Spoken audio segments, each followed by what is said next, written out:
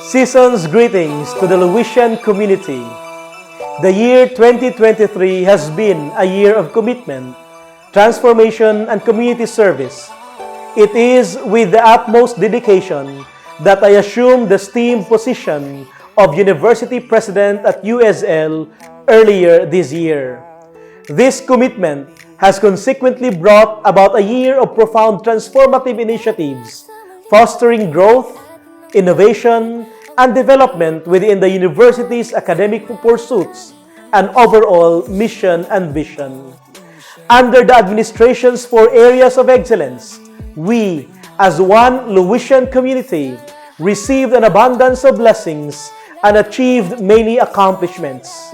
This includes the opening of the new Bishop Constant Jurgens campus, celebrating USL's 50th founding anniversary and 21st universityhood anniversary, successful internationalization endeavors, the restructuring of the basic education unit as one integrated basic education program, the exemplary performance of USL in various board exams which produced top-notchers, physical improvements to our campus's landscape and facilities, and sustained Christian formation and community service.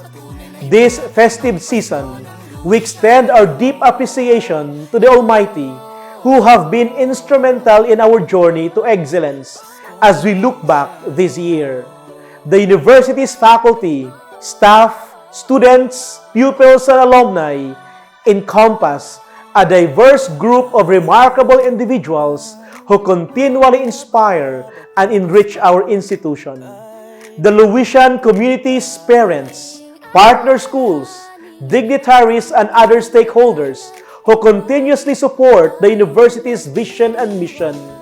It is with immense gratitude that I acknowledge everyone's unwavering dedication and commitment towards our shared vision of Missio et Excellencia. Thank you to all of you. As this joyous season envelops us in its warm embrace, let us also embrace the spirit of giving and extend a helping hand to those in need, both within our community and beyond. May the holiday season be a time of cherished moments spent with loved ones, and may it inspire us to continue striving for academic excellence and personal growth. Let us cherish the spirit of Christmas and the boundless possibilities it brings. I extend my heartfelt Christmas greetings to each and every one of you, wishing you all a Merry Christmas and a prosperous New Year filled with blessings and success. Let's go.